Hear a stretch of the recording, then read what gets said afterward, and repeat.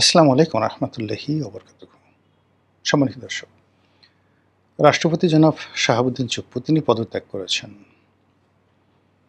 বিধি মোতাবেক পদত্যাগ পত্র জমা দিয়ে তিনি বঙ্গভবন ছেড়ে দিয়েছেন বা দিবেন। যতটুকু আমি খবরে দেখেছি সেটা হলো গুলশানের একটি বাসাতে তিনি থাকবেন এবং এই সময়টিতে রাষ্ট্রীয় প্রোটোকল অনুযায়ী তার যে অবসরকালীন ভাতা এবং তার যে ব্যক্তিগত স্টাফ পিএস, এপিএস এগুলো তিনি পাবেন। সরকারি সেবা পরিষেবা পাবেন একটা নির্দিষ্ট সময় পর্যন্ত। এটি হলো কথায় কথা। অন্যদিকে রাজপথে যারা যারা শাহাবুদ্দিন চুপ্পু তার বিরোধী, তারা রীতিমতো তার বিচার চাচ্ছেন। তার মারাত্মক বিচার চাচ্ছেন। আর এই মুহূর্তে আসলে তার পক্ষে কারা এবং কী কারণে সেটা আমরা এখন পর্যন্ত বুঝতে পারছি না। দেশের বাইরে থেকে যারা ইউটিউবিং করেন বা কন্টেন্ট ক্রিয়েট করেন তারা দিদার্সে ফ্রি স্টাইলে অনেক কথা বলতে পারেন। তাদের তথ্য বা উপত্যের কোনো ঘাটতি দরকার হয় না। কিন্তু আমরা বাংলাদেশে যারা আছি তারা যেকোনো কথা বলার আগে এখানে আমাদেরকে ১০ বার চিন্তা করতে হচ্ছে যে সমসাময়িক পরিবেশ পরিস্থিতির প্রেক্ষাপটে এই কথাগুলো যদি চ্যালেঞ্জের মুখোমুখি পড়ে, তাহলে সেক্ষেত্রে আমি কতটা নিজেকে ডিফেন্ড করতে পারবো।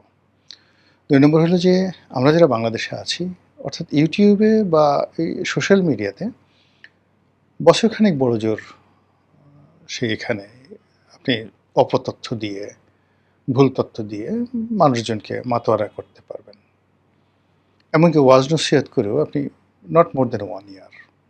আমাদের দেশে দেখবেন যে সমস্ত লোকজন এই ইউটিউবে, ফেসবুকে খুব দ্রুত জনপ্রিয়তা অর্জন করেছেন। তারা ১ বছর, ১.৫ বছর, ২ বছরের মাথায় কেউ নেই, নো ওয়ান। কারো নাম বলে আমি ছোট করব না। কিন্তু আপনি চিন্তা করেন যে আমি যখন এটা শুরু করি, এই ফেসবুকিংটা শুরু করি বা ইউটিউবিংটা শুরু করি এটা বহু আগে। তখন খুব ওয়াজ চলতো এবং তখন রোজ টেলিভিশন নামে একটা টেলিভিশন, মানে আইপি টেলিভিশন, যারা আজহারির বক্তব্য বা অন্যান্য ইসলামী ওয়াজগুলো তারা সেখানে আপলোড দিত। তো একজনের কাছে আমি শুনলাম যে এই টেলিভিশনের এই চ্যানেলটি সেখানে প্রতি মাসে ৫০ লাখ টাকা ইনকাম করে। আপনি এখন দেখুন তো রোজ টেলিভিশন বা রোজ টিভি এরকম কোনো আছে কিনা? এরপর দেখলাম যে অনেকগুলো মাছের ব্লগ করে, তার গ্রামে রান্নার ব্লগ করে। তারপর আরেকটা মেয়ে আছে ফারজানাজ ড্রয়িং।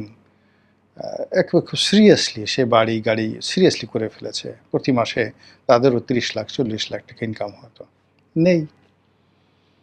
এরপরে আ বিভিন্ন যারা আরও অপতথ্য ছড়ায়, আ ইল্লু বিল্লু পিল্লু যে সমস্ত লোকজন আছে, তারাও এই ভিউ ব্যবসা করে দে আর্নড হিউজ মানি বৈধভাবে অবৈধভাবে, এবং তাদের সেই প্ল্যাটফর্মকে ব্যবহার করে তারা দেখা গেল যে বড় শিল্প গ্রুপ, তারপরে সরকারি বিভিন্ন প্রতিষ্ঠান, মানে রীতিমতো ডাকাতি। এরাও ঠিক নেই। ১ বছরের মাথায় মানে তারা একেবারে আউট। এখন এইগুলো যারা আছে তাদের অবস্থা এতটা খারাপ যে এরা যদি, বাংলাদেশ তো প্রশ্নই আসে না, বিদেশের মাটিতে কোনো শহরে গেলে সেখানে ডাইরেক্ট চড়, থাপ্পড়, কিল, ঘুষি, লাথি, জুতো এগুলো খাওয়া ছাড়া তাদের কোনো অবস্থাতেই কোনো সেফ এক্সিট নেই।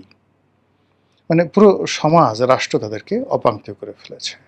এর গেল একটা। অর্থাৎ যারা মানে এই সোশ্যাল প্ল্যাটফর্মকে ব্যবহার করে যারা ঘুষ খেয়েছে, দুর্নীতি করেছে, অনিয়ম করেছে, তারপরে শেষে মানুষের কাছে টাকা নিয়েছে, সন্ত্রাসী কর্মকাণ্ড করেছে। এই লোকগুলো মানে এরা সবাই বিদেশে বসে কনটেন্ট ক্রিয়েট করেছে, অনেকটা ইন্টারনেট জালিয়াতির মতো। তারা কিন্তু কেউ সাস্টেন করতে পারেনি। এবং এখন অনেকে মানে আপনি রিসেন্টলি দেখেছেন একজন কনটেন্ট ক্রিয়েটর তিনি ভীষণভাবে ইটালিতে লাঞ্ছিত হয়েছেন। এটা অনেকের মনে ভয় ধরিয়ে দিয়েছে, বিদেশের মাটিতে যারা থাকেন। অন্যদিকে যারা দেখেন যে খুব সস্তা জনপ্রিয়তা, খুব অল্প ১ বছর ১.৫ বছরের মধ্যে মানুষকে উত্তেজিত করেছে, গালাগালি করে উল্টে উল্টে কথাবার্তা বলে, তারাও এখন একেবারে ইউটিউবও দেখা গেল যে আমার একটা কনটেন্ট, আমি যদি ১ লাখ লোক আমার কনটেন্ট দেখে, আমি ১.৫ লাখ, মানে ১ লাখ লোক আমার যদি কনটেন্ট দেখে, আমি ধরুন পাই $150। 1,00,000 ভিউতে। হয়রাজ দেখা গেল যে এইরকম লোক তারা যদি 1,00,000 ভিউ হয় তাহলে হয়তো $10 $15 তারা পায়। অর্থাৎ ইউটিউবের যে গ্রেডিংয়ে সেই গ্রেডিংয়ে কিন্তু তারা অনেক অনেক বা যাকে বলা হয় লো প্রোফাইলে আছে। আর অন্যদিকে দর্শকরা তো ধীরে ধীরে কমে যাচ্ছে। তো এই কারণে হয় কি যে বাংলাদেশে বসে আমাদেরকে যে কোনো একটা কথা বলার আগে ১০ বার চিন্তা করতে হচ্ছে যে আমরা এই দেশে আছি, এই দেশে থাকবো এবং প্রতিটা মুহূর্তে আমাদের সঙ্গে রাস্তায় হাজার হাজার মানুষের দেখা হচ্ছে এবং তারা রেসপন্ড করছে প্রতিটা মুহূর্তে, ভাই আপনি এটা বললেন কেন, বা এটা ঠিক হয়নি, বা আপনার এই কথাটা ঠিক হয়েছে। তো সেই দিক থেকে আসলে এই যে রাষ্ট্রপতির যে সেফ এক্সিট বা রাষ্ট্রপতির পদত্যাগ, এই বিষয়গুলো নিয়ে আমি বা আমার মতো যারা আছেন তার ইচ্ছে করলে আমরা বলতে পারি না, কোনো অবস্থা আমরা বলতে পারি না যেভাবে বিদেশে বসে বা বাংলাদেশে বসে অনেকে দায়িত্বহীন কথাবার্তা বলেন। আমরা যে কথাগুলো বলতে পারি বা আমি নিজে ব্যক্তিগতভাবে বলি সেটা হলো এটা হতে পারে বা নাও হতে পারে। এখন জনাব শাহাবুদ্দিন চুপ্পু তিনি পদত্যাগ করেছেন। এর আগে আব্দুল হামিদ সাহেবও পদত্যাগ করেছেন বা তার মানে আওয়ামী লীগের রাষ্ট্রপতি রূপে তার অবসর স্বাভাবিক গতিতেই তার অবসর হয়েছে। এখন সেই অবসরের পর তার যে রাজনৈতিক সমস্যা এটা সীমিত। তার নির্বাচনী এলাকাতে তার সমস্যা, তার প্রতিদ্বন্দ্বিতার সমস্যা। কিন্তু চুপ্পু সাহেবের বিষয়টা একেবারে ইন্টারন্যাশনাল। মানে বাংলাদেশের ক্ষেত্রে ইন্টারন্যাশনাল, আবার চুপ্পু সাহেবের ক্ষেত্রে ইন্টারন্যাশনাল। যেমন ধরুন তার সঙ্গে আওয়ামী লীগের একটা সম্পর্ক এবং তিনি যখন গদিতে বসে আছেন ঠিক সেই সময়টাতে শেখ হাসিনা পলায়ন করলেন। এজন্য তার যে প্রথম ট্যাগ তিনি শেখ হাসিনার দোসর। ২ নম্বর হলো আওয়ামী লীগের কোনো লোক কিন্তু তাকে ওন করছে না। এর কারণ হলো যে প্রক্রিয়াতে যে অবস্থাতে তাকে রাষ্ট্রপতি পদে মনোনয়ন দেওয়া হয়েছিল, নিয়োগ দেওয়া হয়েছিল, এক্ষেত্রে শুধুমাত্র শেখ হাসিনা বলতে পারবেন তিনি কেন তাকে দিয়েছিলেন, কী কারণে দিয়েছিলেন। বাকি আওয়ামী লীগের সব শীর্ষ নেতৃবৃন্দ মানে তিনিই ছিলেন, জনাব চুপ্পু ছিলেন তাদের চক্ষুশূল। ফলে এই যে তার যে বিপদের সময় এখন সিঙ্গেল একজন আওয়ামী লীগ লোককে পাবেন না তার পাশে দাঁড়াতে দেশে এবং দেশের বাইরে। এটা হলো তার একটা প্রথম প্রবলেম যে তার কোনো ওনারশিপ নেই। দ্বিতীয়ত হলো যে এই গত ২ বছরে he tried his level best to comply with everybody. তিনি কিন্তু ডক্টর মোহাম্মদ ইউনূসের সাথে কমপ্লাই করার চেষ্টা করেছেন। তিনি সেনাপ্রধান জেনারেল ওয়াকারুজ্জামানের সাথে কমপ্লাই করেছেন। তারেক রহমান সাহেবের সঙ্গে তিনি কমপ্লাই করার চেষ্টা করেছেন। কিন্তু কেউ তাকে ওন করেনি। কেউ তার সম্মানজনক যে বিদায়টি, সেই সম্মানজনক বিদায়টি নিশ্চিত করেনি। যেমন এটা তো তিনি মনে প্রাণে ধরে নিয়েছিলেন যে এই বিএনপি সরকার ক্ষমতা আসার সঙ্গে সঙ্গেই তিনি চলে যাবেন বা তাকে বললেই তিনি চলে যাবেন। কিন্তু বিএনপি কৌশলগত কারণে তাকে রেখে দিয়েছে। কিন্তু যখন বিএনপির সন্দেহ হয়েছে কিংবা বিএনপিতে তার প্রয়োজন ফুরিয়ে গেছে বা যে কোনো কারণে বিএনপি তাকে নিরাপদ মনে করছে না, সঙ্গে সঙ্গে এত দ্রুততার সঙ্গে তাকে বাদ দিয়ে দেওয়া হলো যে তিনি একটু যে চোখ মুদবেন বা একটা ট্রু শব্দ করবেন সেই সুযোগটা পর্যন্ত তার হলো না। আচ্ছা, এখন তিনি অফিস হারিয়েছেন, পদ হারিয়েছেন, ক্ষমতা হারিয়েছেন, রাষ্ট্রীয় প্রোটোকল হারিয়েছেন। এখন তার অবস্থা কী হবে? তিনি কি সেফ এক্সিট পাবেন? অর্থাৎ বাংলাদেশ থেকে বিদেশে তিনি চলে যেতে পারবেন? তারেক রহমান সাহেব বা বিএনপি সরকারকে তাকে সেই সুযোগটা দিবে? নাকি বাংলাদেশে একজন রাষ্ট্রপতি যেভাবে হোসেন মোহাম্মদ এরশাদকে বিএনপি বিচার করেছিল। বিএনপি কিন্তু মানে একটা দারুণ মানে ইতিহাস আছে। মানে বিএনপি সবসময় এটাতে রাষ্ট্রপতিদেরকে বিচার করার নিদারুণ তার ইতিহাস আছে। যেমন জিয়াউর রহমান সাহেব ক্ষমতা আসার সঙ্গে সঙ্গে তিনি খন্দকার মোশতাককে তিনি বিচার করেছিলেন। তারপরে বেগম জিয়া ক্ষমতা আসার পরে এরশাদ সাহেবকে বিচার করেছিলেন। তো এই যে দুজন রাষ্ট্রপতি এবং তাদের এরপরে তাদের নিজস্ব রাষ্ট্রপতি বি চৌধুরীর জীবনকে তারা একেবারে হারামে খারাম করে দিয়েছিলেন। তো এই যে তাদের নিজেদের যারা লোকজন রয়েছেন, তারপরে ইয়াজউদ্দিন সাহেবের জমানাতে যখন 1/11 হয়ে গেল তারা ইয়াজউদ্দিন সাহেবকেও আর কখনো ওন করেননি। কখনো অন করেননি। তো সেদিক থেকে এরশাদ সাহেবের বিচার করা, খন্দকার মোশতাককে বিচার করা, বি চৌধুরীকে বিচার করা, এই জিনিসগুলো অর্থাৎ সরাসরি তারা ছোটখাটো কোনো রুই কাতলা ধরেননি। একেবারে ডাইরেক্ট নীল তিমি অর্থাৎ বাংলাদেশের প্রেক্ষাপটে রাষ্ট্রপতিদেরকে জেলে নেওয়া, জেলের মধ্যে সেখানে পায়খানা পেশাব যেন ঠিকমতো করতে না পারে এজন্য সেখানে সিসি ক্যামেরা বসিয়ে দেওয়া। এরপরে রাষ্ট্রপতি তার ৭০-৮০ বছর বয়সে সে যেন রেল লাইন দিয়ে জোরে জোরে দৌড়াতে পারে। তারপরে শেষে রাষ্ট্রপতি বাসায় বসে আছে, তার ঘরের মধ্যে আগুন ধরিয়ে দেওয়া যেতে পারে। তারপরে কার্পেটে আগুন ধরিয়ে দেয়া গেল এবং হাফ প্যান্ট পরে রাষ্ট্রপতি সে সাংবাদিকদেরকে ডাকছে। এই বিশুদ্ধ এই ঘটনাগুলো আমরা বারিধারা বাসায় দেখেছি এই ঘটনাগুলো। তো সেক্ষেত্রে জনাব চুপ্পু সাহেবের বিরুদ্ধে যদি বিএনপি অ্যাকশন নেয়, তাকে যদি অ্যারেস্ট করে, তাকে যদি বিচার করে, এটা আশ্চর্য হওয়ার কিছু নাই। এর কারণ হলো এই কাজগুলো তারা ইতিপূর্বে করেছেন।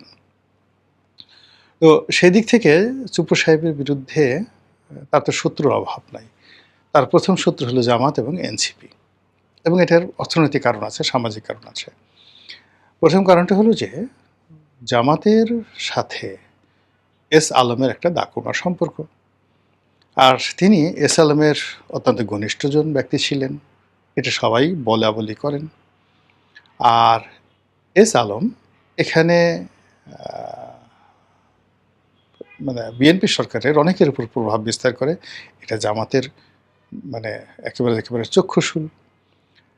জনাব চুপ্পু ইসলামী ব্যাংকের দায়িত্ব পালন করেছেন, কাজে ওই সময়টাতে তার ভুলভ্রান্তি হতে পারে, তার কোনো কাজে ত্রুটি থাকতে পারে।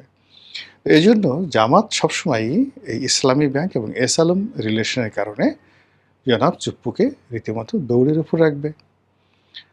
আর এই যে তাকে ওন করা বা তাকে প্রোটেক্ট করতে গিয়ে যে ঝামেলাটা বিএনপির হবে, সেই ঝামেলা নেওয়ার মতো অবস্থা এখন বিএনপির নাই। ফলে তাকে যদি আইনের হাতে তুলে দেওয়া হয়, বিচারের হাতে তুলে দেওয়া হয়, এবং তার বিনিময়ে যদি আপাত দৃষ্টিতে জামাতের বা এনসিপির যে মুখ এগুলো বন্ধ করা যায়, তাহলে বিএনপি যে কাজ করবে না সে কথা কিন্তু বলা যাচ্ছে না। ফলে কি হলো, এই জুলাই মাসে যারা শাহাবুদ্দিন চুপ্পুর বিদায় এবং অনেকটা নাটকীয়ভাবে, অনেকটা অ্যাডভান্সারাস ওয়েতে যেভাবে তিনি ক্ষমতা হারালেন, যেভাবে তিনি পদপদবি হারালেন, ফলে তার যে পরবর্তী কোর্স অফ অ্যাকশন, সেই কোর্স অফ অ্যাকশনে সেফ এক্সিটের বিষয়টি 1%ও আশা করা যায় না। আর তিনি আব্দুল হামিদের মতো অন্যান্য লোকের মতো নিরাপদে থাকবেন তাও বলা যাচ্ছে না। আবার তার বিরুদ্ধে যদি আইনি ব্যবস্থা হয়, তাহলে আইনি ব্যবস্থা হলেও বাংলাদেশের রাজনীতিতে তোলপাড় করা ঘটনা ঘটে যাবে। এর কারণ হলো তিনি যেই মুহূর্তে আইনের জিম্মায় চলে যাবেন, he will be well protected, এবং সেখানে বসে তার যে কোর্টেই বিচার হোক না কেন, তিনি যে ইস্যুগুলো তৈরি করেছেন গত 2 বছরে, তার কাছে যে ডকুমেন্টগুলো আছে, এবং এখানে যে সাংবিধানিক শূন্যতা থেকে শুরু করে শেখ হাসিনার পদত্যাগপত্র, ইউনূস সাহেবের যাকে বলা হয় ক্ষমতা গ্রহণ, তারপরে তারেক রহমান সাহেবের দেশে আসা, ইলেকশন হওয়া, এই সময়টিতে সেনাপ্রধানের সাথে তার সম্পর্ক, ক্যান্টনমেন্টের সাথে তার সম্পর্ক, 3 বাহিনীর সাথে তার সম্পর্ক, সব মিলিয়ে মানে নানা রকম যাকে বলা হয় অশনি সংকেতের যে তালাচাবি, সেই তালাচাবি এই জনাব শাহাবুদ্দিন চুপ্পু সাহেবের কাছে আছে। ফলে রাগ দেখাতে পারেন, ক্রোধ দেখাতে পারেন, কিন্তু সেগুলো বাস্তবায়ন করতে গেলে তার যে অব্যবহিত পরিণতি কী হবে, এটা নিঃসন্দেহে বিএনপি যারা কর্তা ব্যক্তি আছেন তারা খুব ভালো করে বোঝেন। তবু রাজনীতিতে শেষ বলে কথা নাই, এখানে অনেক কিছু জানার সাথে অনেক ঘটনা ঘটে। নিয়তি এমন একটা জিনিস যেটা দেবতারাও কখনো নিয়ন্ত্রণ করতে পারে না। যেই গ্রিক পৌরাণিক কাহিনী কিংবা ভারতীয় কাহিনী, মানে যতগুলো আপনার পুরাণের কাহিনী রয়েছে, সেখানে দেখা গেছে যে অনেক বিষয় দেবতারা অনেক কিছু চেয়েছেন, দেবীরা অনেক কিছু চেয়েছে, কিন্তু এই পৃথিবীতে সেভাবে সব ঘটনা ঘটেনি। এই পৃথিবীর একটা নিয়তি আছে, এবং সেই নিয়তি অনুযায়ী এখন অনেক কিছু ঘটছে, এবং আগামীতেও এই ঘটনাগুলো ঘটতে থাকবে। মহান আল্লাহ আমাদের সবাইকে হেদায়েত দান করুন এবং হেফাজত করুন। আসসালামু আলাইকুম ওয়া রাহমাতুল্লাহি ওয়া বারাকাতুহু।